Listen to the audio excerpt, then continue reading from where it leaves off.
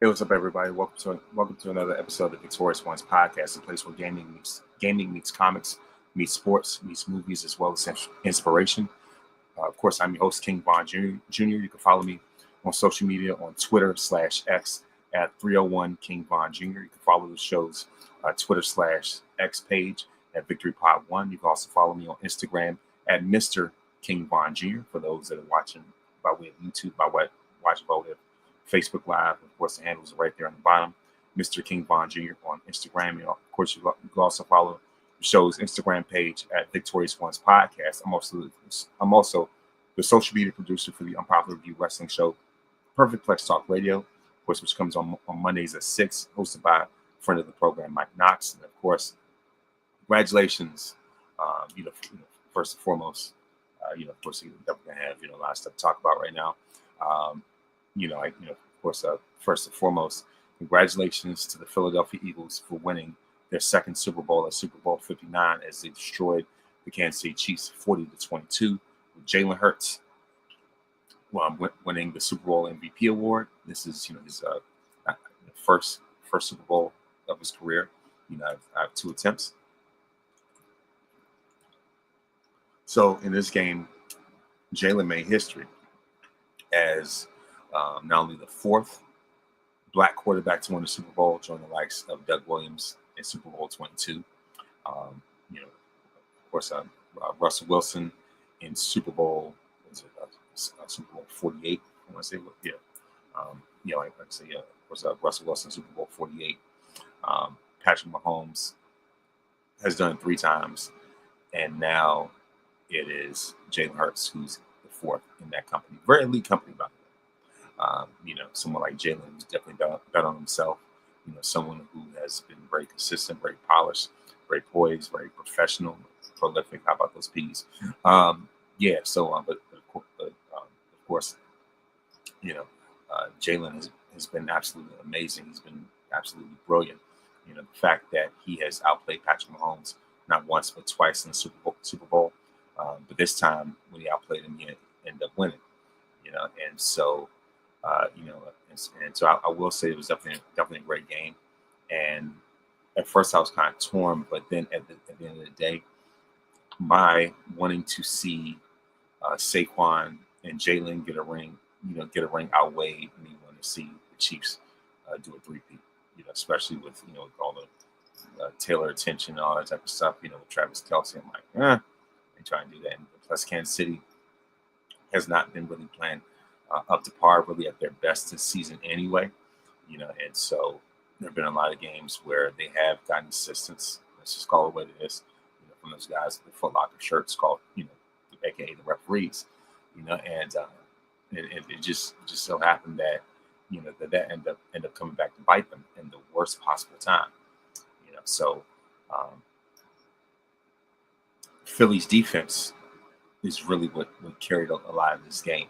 I mean, they were swarming Patrick. They were bum rushing this dude. The game reminded me of, as I mentioned before, Super Bowl 48, when the Seahawks defeated the Broncos and blew them out like 43-8. And the thing is, even though the Chiefs scored 20 in the end, 22 in the end, those felt like mercy points. It's like it was 22 points. But that doesn't tell the whole story. I mean, Patrick got manhandled. That defense was relentless. They did not give up. Now, even though Saquon did not exactly have the best game, but at the same time, because of the fact that the Chiefs defense, I think Kansas City focused so much specifically to go after Saquon that they didn't even think about the Eagles passing game, which is just as deadly itself. From Jalen Hurts, Devontae Smith, AJ Brown, that whole crew right there. And they definitely got finished the story. They finished the job, understood the assignment.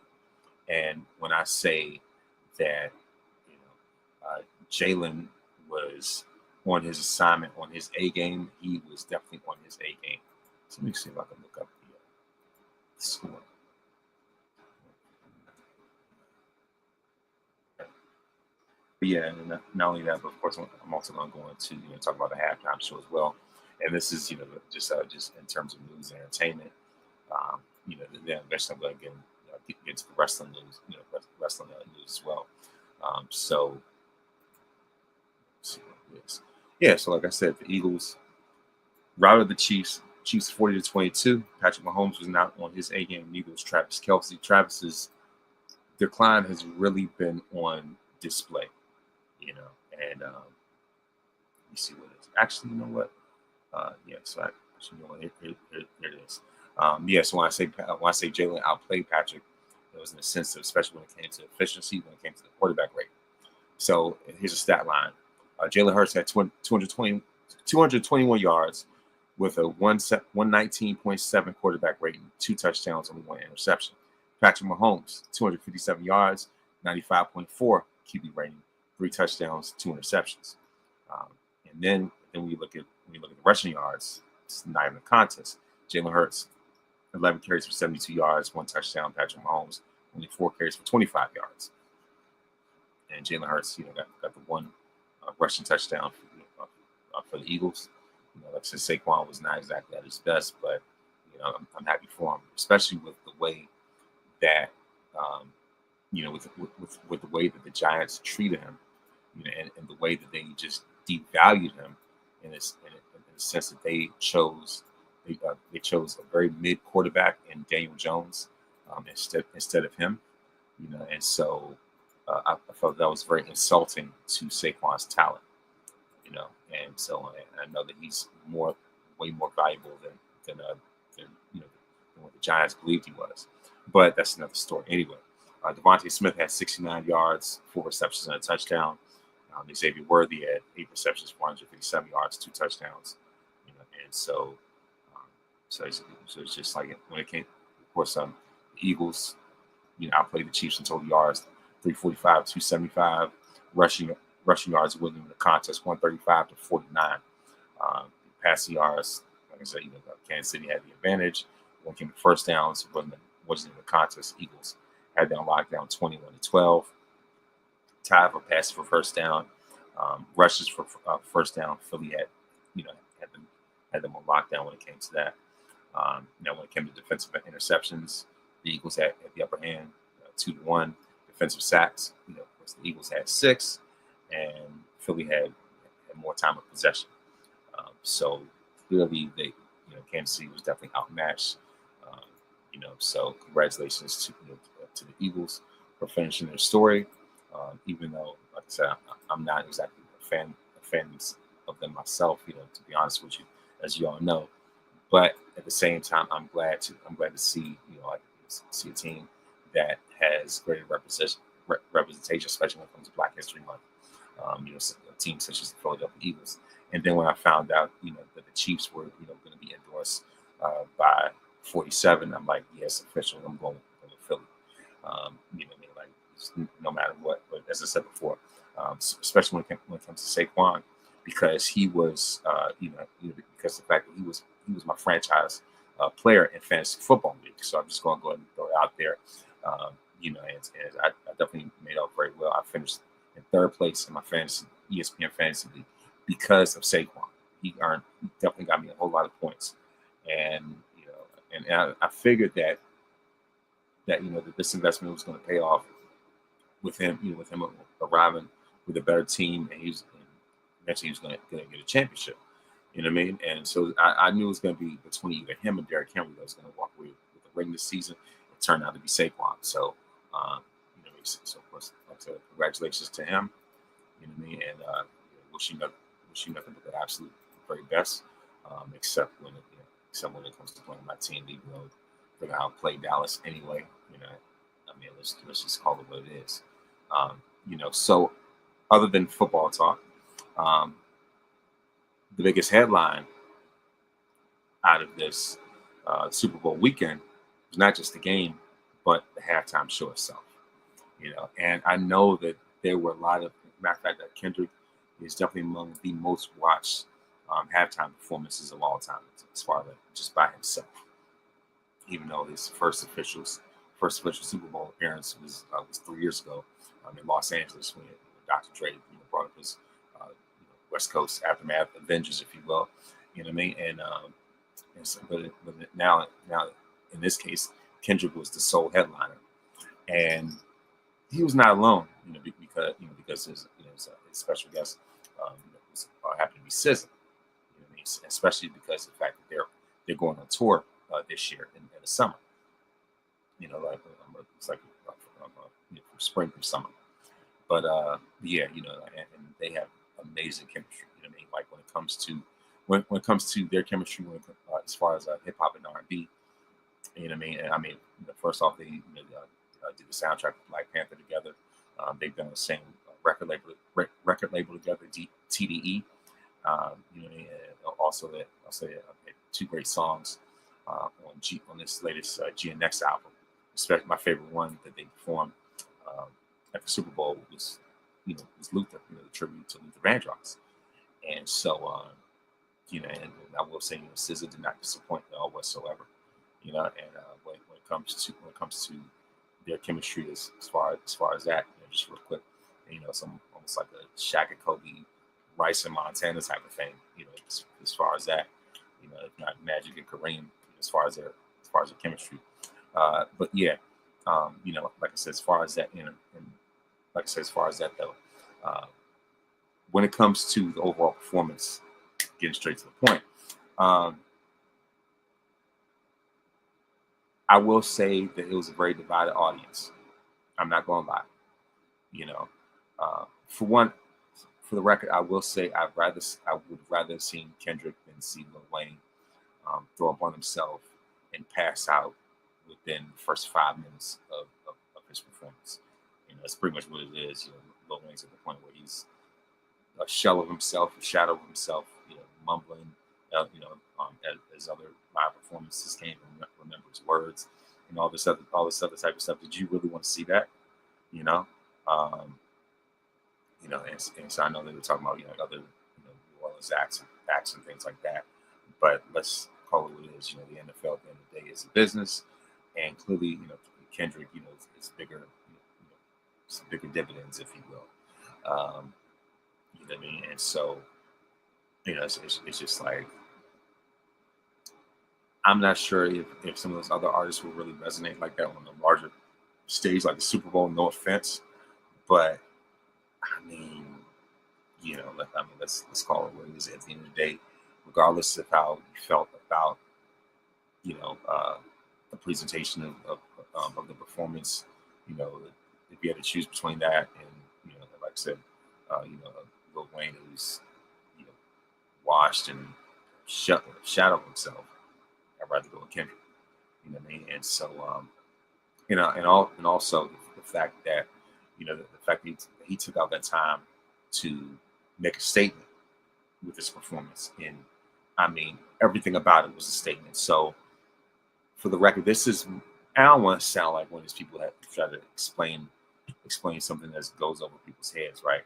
I mean, everybody's seen the whole symbols behind symbols of on stage of his performance, with those guys dressed up, like those guys dressed up in red, white, and blue to represent the flag, and of course, I did like Samuel Jackson's as Uncle Sam saying it's the Great American Game. I thought that was pretty cool. I thought it was pretty funny.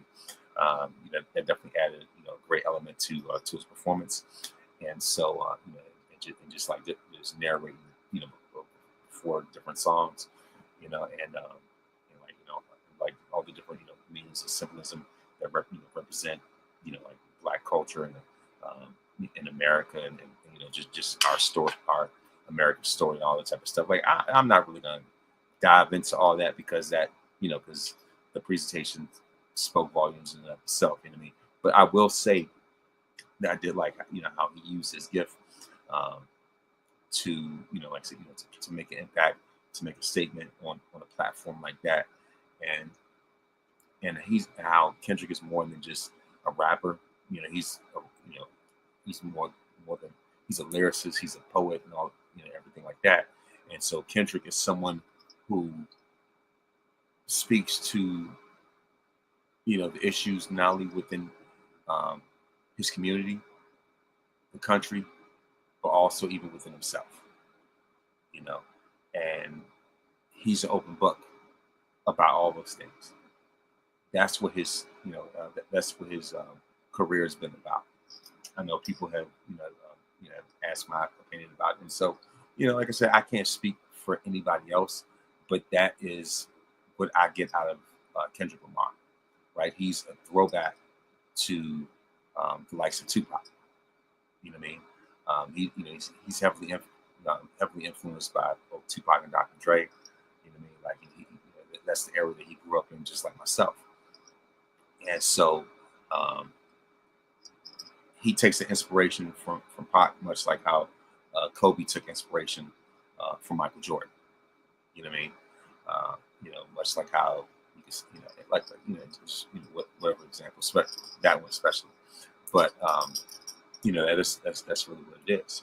Kendrick is a throwback who fits very well into into modern times, and it's just like when you have someone who has substance along with style as well, because it clearly resonates when it comes to popularity, when it comes to pop culture standpoint. Kendrick Lamar is one of those conscious rappers who transcends that type of genre. You know what I mean? Who's definitely become a pop culture icon in his own right. A guy who's a 22-time Grammy winner, as I mentioned, in the last episode about the Grammys, and so like Pulitzer Prize winner, all this other type of stuff. You know what I mean? Critically acclaimed by Rolling Stone magazine. So when it's time for him to go to the Hall of Fame, it's not even going to be a question. It's not even going to be a debate at all whatsoever. No doubts at all in my mind. Kendrick was first ballot Hall of Famer. So like I said, as far as other than that, like I said, when it comes to the message, back to the performance in itself, like I said, it's one of those things where I say all that to say that his performance is one of those things where if you are a fan, if you truly follow his career, you definitely understand, those riddles and those clues, all those different hidden messages and things like that. If Kendrick were a comic book character, I'd probably compare him to the Riddler more than anything else. He's all these little question marks and clues and just straight diabolical too.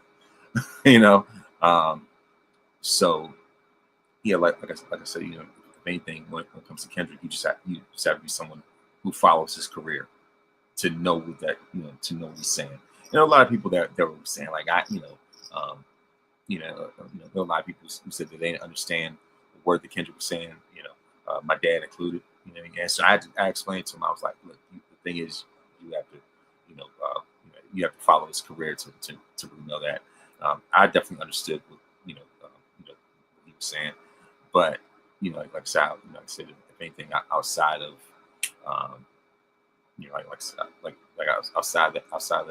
outside of that type of generation, it just depends on it's all about just individual preference, if you will.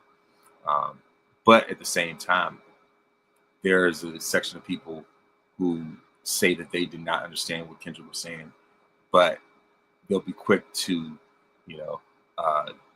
want to listen to if anything, like I said, I'm gonna go ahead and say it.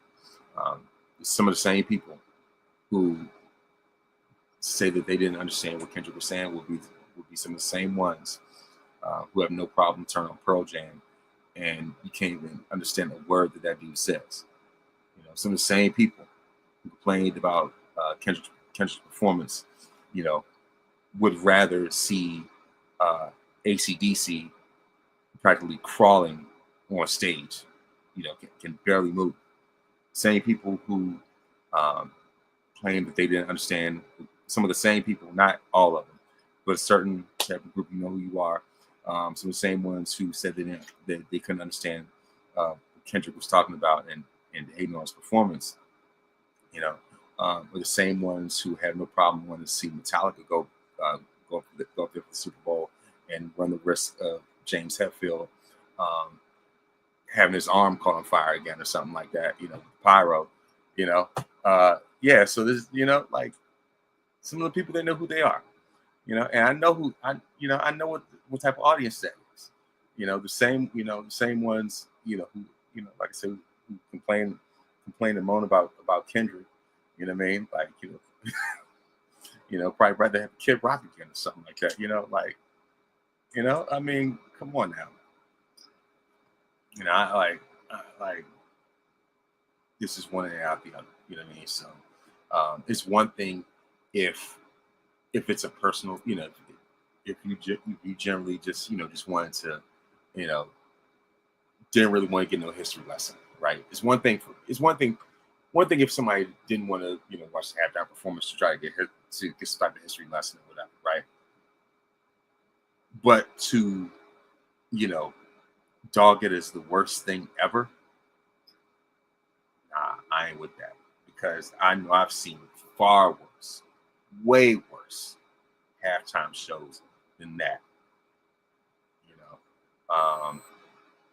You know, so I mean, like I said, I get it. That there's some people may give it 6 out of 10 just because they didn't want to get educated. They rather sit back sit back and just eat their wings and their pizza and some nachos. All right, that's cool. I get it. You know what I mean? But to pretend like it's the absolute worst thing in Super Bowl history or whatever, I ain't with that because, like I said, they're artists that I've heard in different genres. I listen to different kind of variety of music. I've heard far worse. So, you know, like I said, and I think it's even funnier that of course, that Kendrick, I think he put the nail in the coffin, officially put the flag in the ground with the "Not Like Us" song, with the way that with the way he was walked across the stage and looked right in the camera and said, "Say Drake, say Drake, you like him young," and then, like, just, I mean, like you want to talk, that became a meme. If you want to be diabolical, if you want to be petty, if you want to be unhinged, if you want to go nuclear, that is the meme right there. It reminded me of the end of Thriller when Michael turned around, and looked at the camera and had those yellow greenish eyes. That's the energy that Kendrick was definitely on Super Bowl Sunday. You know what I mean? And by the way, shout out to the people that that watch this podcast by way of Facebook, YouTube, and X. So all across different platforms. Thank you very much for watching. Thank you very much for checking in, and and so on. Like I said, please make sure to keep those views coming. And by the way, for those that watch that want to watch by way of YouTube, subscribe on youtube.com/@Rex Virginia. And so just a little plug in. But yeah, like I said, overall, if I had to be honest, would I say Kendrick's performance is number one? Not quite. I would still put Michael Jackson ahead of that.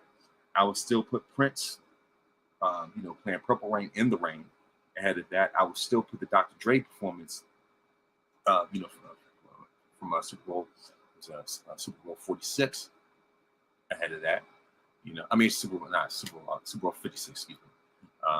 Like I said, I still put, the Dr. Dre performance from Super Bowl 56 ahead of that one. You know what I mean? As far as that, and just, like I said, I enjoyed the Usher performance last year as well. Rihanna performing while she's pregnant, things like that. So it's kind of hard to really say. It's somewhere at least in the top 10ish, if you will. But yeah, but to act like it's the worst thing ever, like, and now of course I even throw the Beyonce, Bruno, and Coldplay performance up there as well, But yeah, like I said, overall, I enjoyed his performance. I believe that Not Like Us, you could officially hang that song up in the rafters, plant the flag in the ground with that song. It's official, and it's clearly more than just his beef, with one Aubrey Graham. It's more than that, So, like I said, as far as that, he just so happened to be collateral damage out of this whole thing. But yeah, like I said, other than that, Kendrick's performance, was much deeper than that. I don't want to, sound like I'm trying to get all super duper deep with it, but yeah, that's what it is. So that is my recap of Super Bowl 59 and the halftime performance. So now moving on to the NBA trades. This is what I got to talk about last week. Luka Doncic, Luka the Don is officially a Los Angeles Laker. You cannot spell Luka without LA. I hope I'm doing it right like this. But yeah, I mean, like as far as that, like this, yeah, whatever. I guess the way it came off on the camera, but yeah, like I said, LA, Luka Town, and so this, LeBron's officially his way of passing the torch to Luka to become the next franchise player for the Lakers, and so I can't wait for I think it's February 25th when the Lakers play the Mavericks, and Luka is going to go scorched earth. He is going to put up 1962 Wilt Chamberlain numbers, 93. I say 1992, 93 Jordan numbers. Video game numbers on that team. For the way that they played in space. So I'm all for it. So I'm ready, to give out, my gold number 77 jersey. All for it. Jimmy Butler, is now with the Golden State Warriors. And the NBA talk is really heating up even more, especially since the NFL is out the way. You got the All-Star game coming up, and of course, speaking of wrestling, Bailey is going to be in the celebrity All-Star game on Friday, and All-Star game weekend is going to be in San Francisco. Great look, It's better than being in Utah and and some Indianapolis. What's there to do? What's there to do in freaking Utah of all places? So I'm glad that the NBA pivoted from that and going to a more appealing city such as San Fran, and plus that's the hometown of the Warriors anyway. So go figure. But yeah, let me see. But yeah, but anyway. Anyway, now it's time to move into. And you know what? And one more thing, also, when it comes to basketball news, I also want to say congratulations to Kevin Durant for reaching 30,000 career points. He's officially let's see, he's like eighth all time in scoring, but he said seventh or eighth all time in scoring. But if you include the ABA, then Dr. J would be somewhere like a little bit before that. So he joins the likes of LeBron James, Kareem Abdul-Jabbar, Karl Malone. Let me mention his name like that. Creepy Karl. Number 3, then you have Kobe Bryant. Rest in peace, of course. Michael Jordan, Dirk Nowitzki, Wilt Chamberlain, and Kevin Durant. Well, Kevin Durant. So as far as that's concerned, strictly NBA that is, by the way. But yeah, but like I said, KD has officially hit the 30K club. Happy for him. He's an all-time great. His pedigree speaks for itself. His resume speaks for itself. And he's just been putting up nothing but buckets. His name's Easy Money Sniper on social media for a reason, because it's exactly what he is. It's all about buckets, baby. It's all about buckets when it comes to KD. He's a certified legend. He's a certified first ballot Hall of Famer. There's no doubt of his place in history. And the first take was talking about, like, will he be remembered? Absolutely, he'll be remembered. And when it comes to where he's going to rank among all-time greats, let history speak that for himself. Personally, I'm top 15. But anyway, but other than that, like I say, KD, is in elite company. That's all I have to say. And that's a magnificent milestone. So yeah, so like I said, congratulations. That's my NBA talk. Now it's time to go into this thing called wrestling. I'm going to my results for Friday Night SmackDown.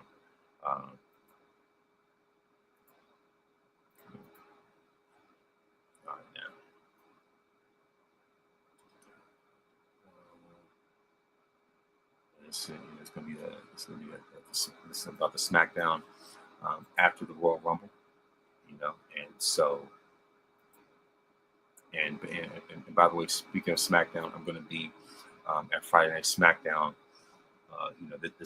This upcoming Friday, and I can't wait. Is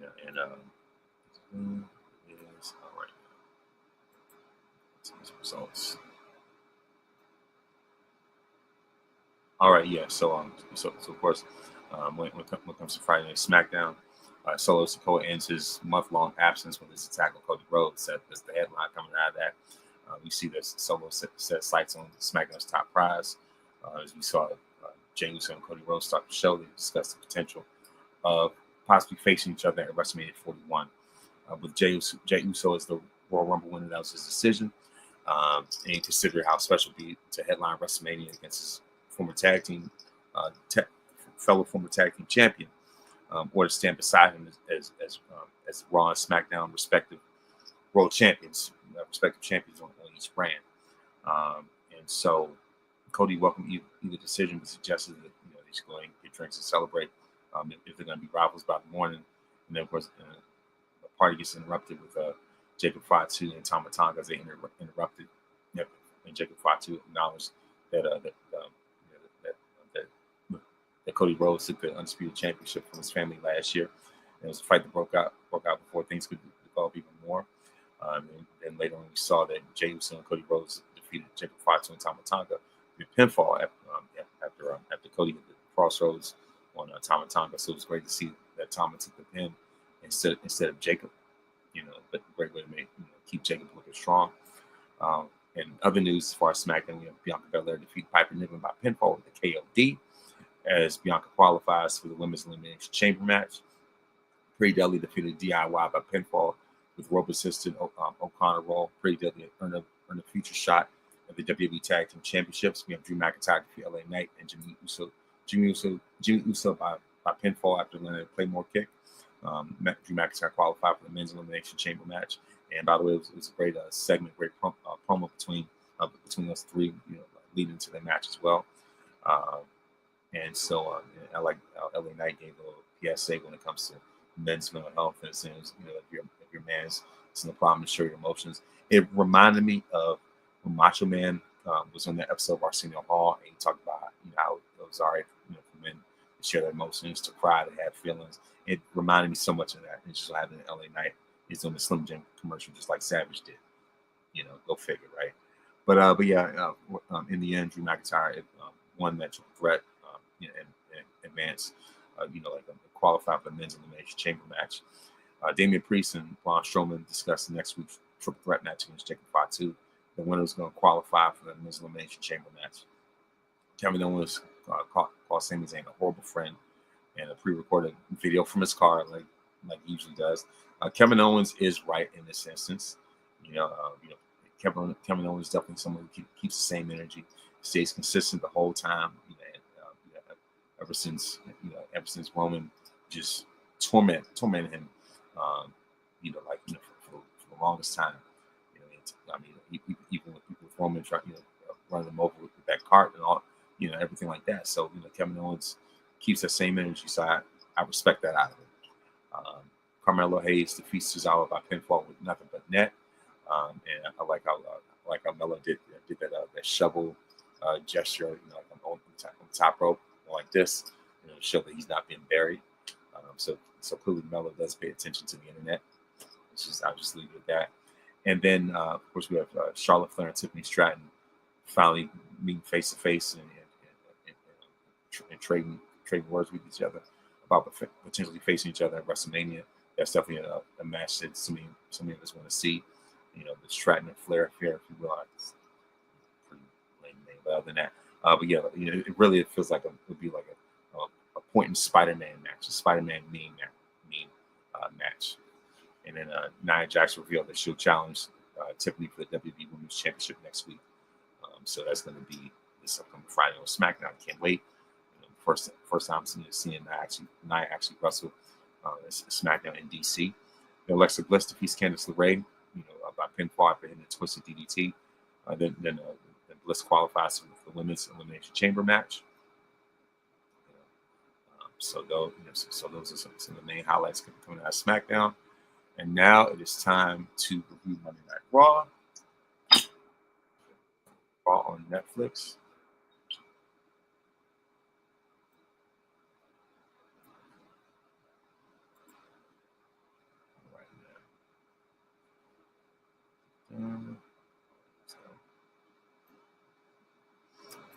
As we see, we see CM Punk, of course, Logan Paul confronts CM Punk. Then goes on to defeat Rey Mysterio to qualify within the Elimination Chamber. So that's pretty much the main headline. One of the main headlines come out Monday Night Raw, and so WWE's decision to bring in Logan Paul has proven to be a pretty big business decision, even though it's clearly not very popular, especially when it comes to the fans. He's definitely had a very nuclear heat, if you will. But the thing is, Logan definitely outperforms expectations and exceeds expectations in the ring, even though his perception says otherwise. It's just like somebody who you clearly do not want to see on a regular basis like that on television. Really, all period. But yeah, like I said, CM Punk cut a promo late in the show, laying out his plans to win the Elimination Chamber and follow through on telling Cody Rhodes that he's stabbing him in the front by facing at WrestleMania. And the Punk ran through other names in the chamber, including Drew McIntyre and John Cena, before adding Seth Rollins' name to that list if Seth would defeat Finn Balor next week to qualify. Then CM Punk was interrupted by Logan Paul, who had the stupid CFO Def Rebel thing, whatever it was, to the point where Punk didn't even know whose theme song it was. I thought that was hilarious. But yeah, like I say, Logan Paul entered the ring to confront him. Paul pointed out that he threw Punk out the Royal Rumble and said he'd take Punk out inside the chamber as well. And Punk told Paul that he'd put him to sleep inside the chamber if Logan managed to qualify by beating Rey Mysterio. Then here's the men's Elimination Chamber qualifying match. Logan goes on to defeat Rey. And after the match, New Day jumps in the ring and attacks Rey Mysterio. Beating him down, of course, is showing off the air. So there's definitely a feud with New Day versus Rey. That rhymes. And also, really at the beginning of the show, we saw Jey Uso, open up the show, celebrating with the crowd during his entrance. And then, of course, Gunther attacked it. As Jey was on the table, doing his like this, and everybody was saying he pretty much Jeep Mania to the point where Gunther was like, nah, my watch. So if anything as a heel, I was glad to see him do that, and he brutalized Jey Uso, just left him in the ring. And then despite that attack, Jey Uso grabbed the mic, and he said he shouldn't say it, but he was going to use his status as the Royal Rumble winner to challenge Gunther for the World Heavyweight Championship at WrestleMania. So it's official: Jey versus Gunther at Mania. So he's cashing that Royal Rumble number one contender opportunity on the Ring General Gunther for WrestleMania. Then we have Io Sky and Dakota Kai defeating Liv Morgan and Raquel Rodriguez via pinfall after over the moonsault by Io Sky on Liv. And then later on the show, Rhea Ripley spoke to Io and said that she would give her a shot at the Women's World Championship in 3 weeks. And also, I want to bring up, also want to address some of the ratings that have been revealed in 2K25. How in the world does Io Sky? How in the world does Raquel Rodriguez have the same rating as Io Sky? Somebody explain it. So Io was just the women's champion last year, and and Raquel just came back, and she's done really nothing. Besides being one of the worst bodyguards of all time.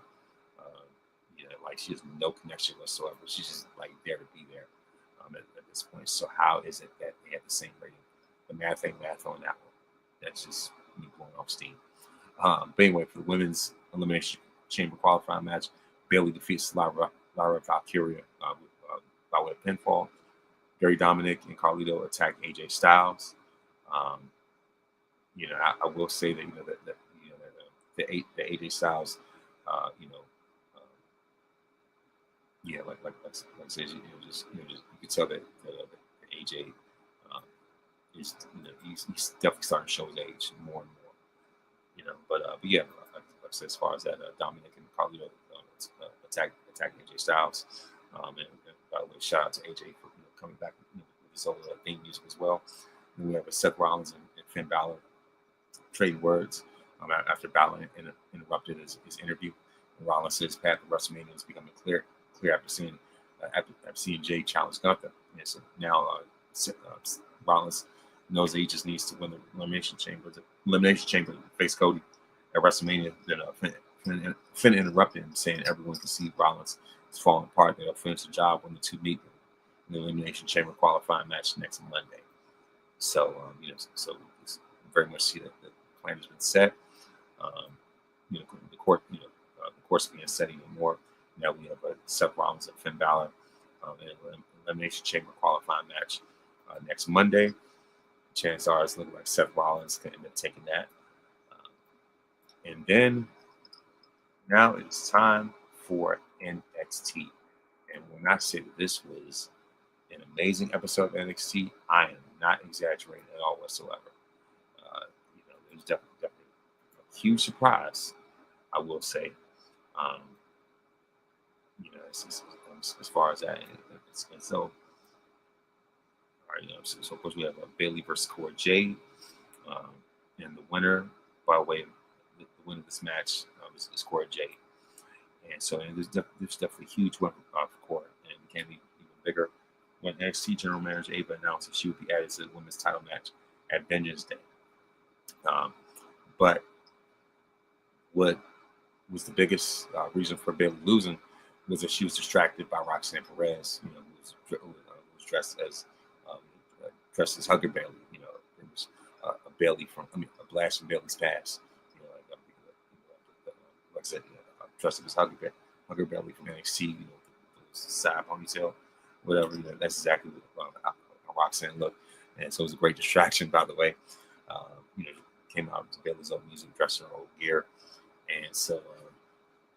So the former Hugger went after the fake one, but Cora Jade sees the opportunity to drop Bayley with the DDT for the win. And then next up we have Hank and Tank versus No Quarter Catch Crew versus Briggs and Inamura. And the winners of this match, Josh Briggs and Inamura, as they earn a shot at the tag team titles. And next up we have Lexis King versus JDC. Formerly known as Fandango.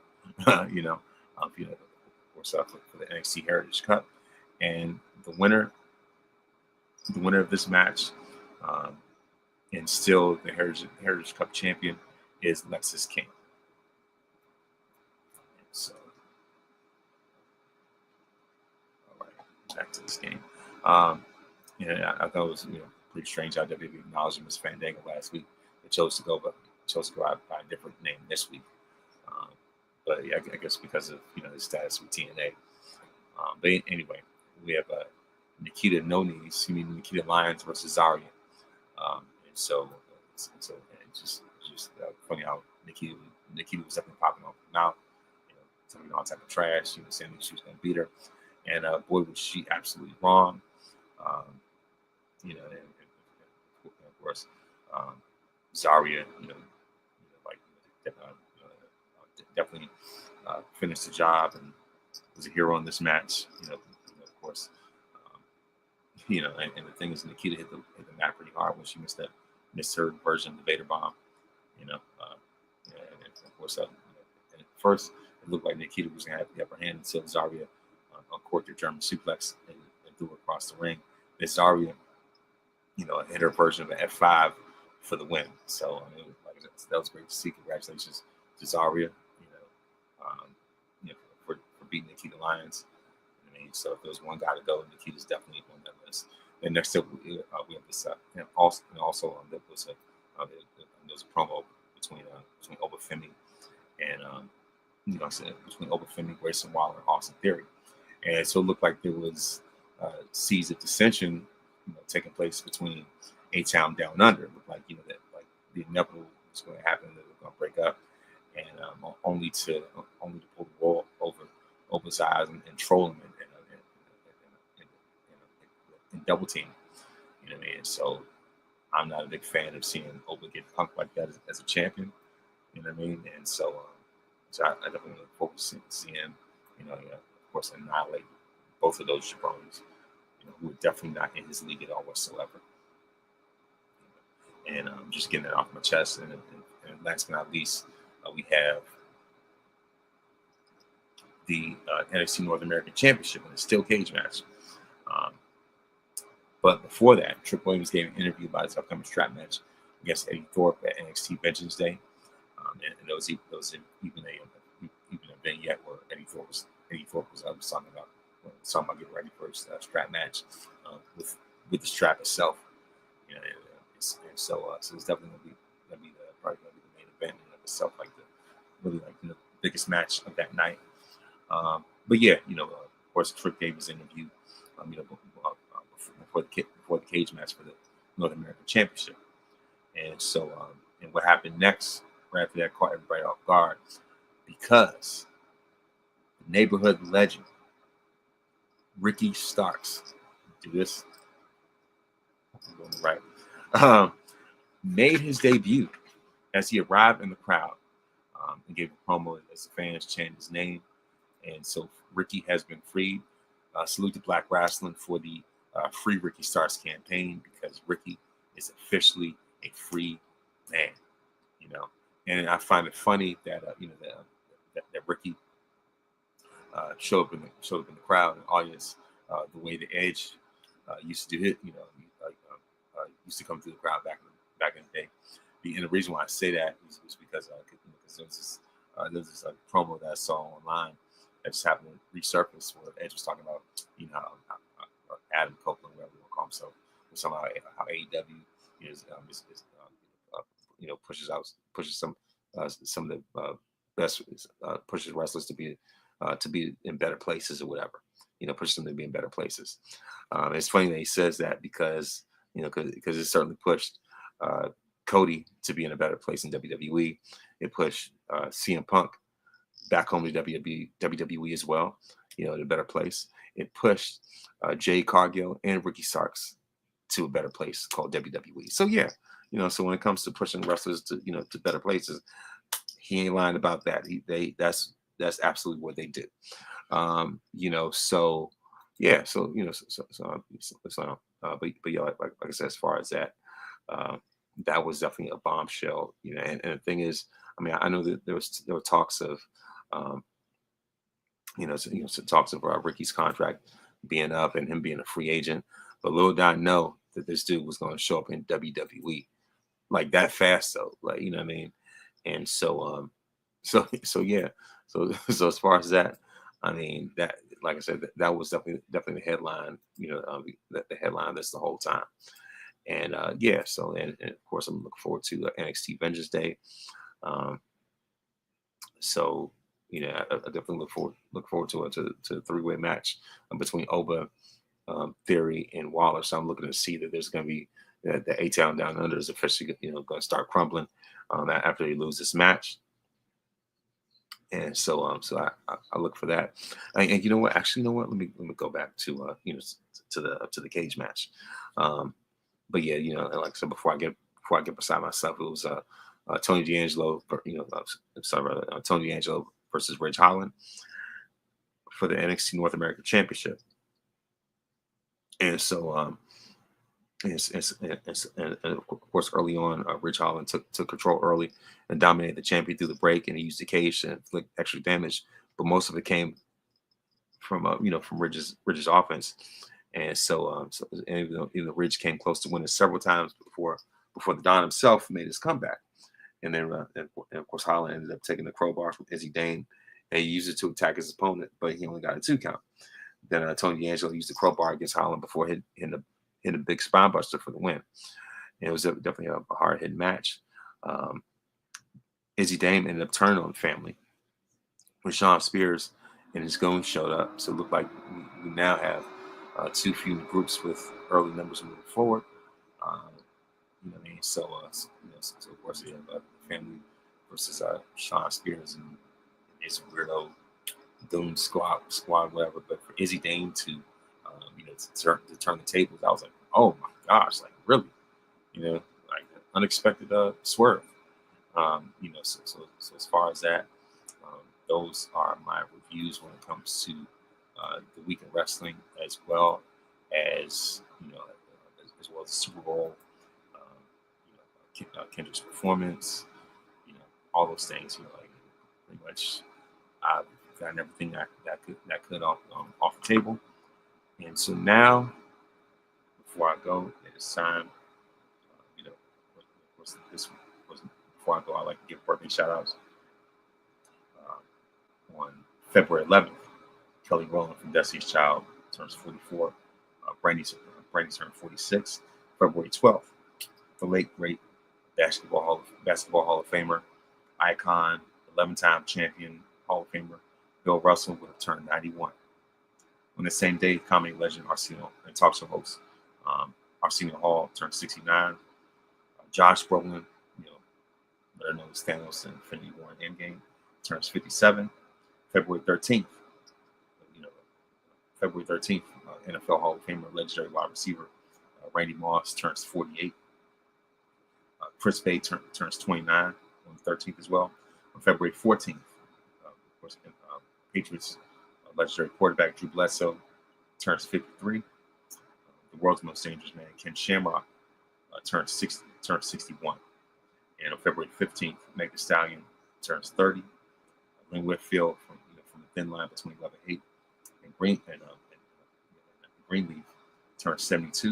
And Matt Groening, the creator of The Simpsons, turns 70. And on February 16th, LeVar Burton turns 68. Ice-T turns 67. Elizabeth Olsen turns 36. And of course, that's it when it comes to birthdays. And before I go, I would like to give a word of wisdom. Is that my word of wisdom is that when you pray, worship, and thank God for what He's already done before you ask, and also be watchful while you pray, and be attentive to what you specifically ask God for. So be watchful and be mindful of what is. Of course, it's important not only to pray, but also also be mindful and watch out for what you specifically are praying for. Because you never know what answer God is giving. God's going to give you in that moment, or at least for you to, at least for you to have progress to see, God's hand moving on that request. So that's what it is. Always be attentive to what you specifically ask God for, and also be on the lookout for how God may be answering that prayer in the process. And so I just want to let you know that you're victorious because greater is He that is in you than He that is in the world. When you put God in the first place, you don't have to worry about being in the last place. Please make sure to listen to this podcast on iTunes, Spotify, Google Podcasts, or anywhere else that you download podcasts. And also, you can also watch this podcast on YouTube as well. Thank you very much for listening, and thank you very much for watching. Thank you very much for listening and watching. And may this day be the very best day of your life.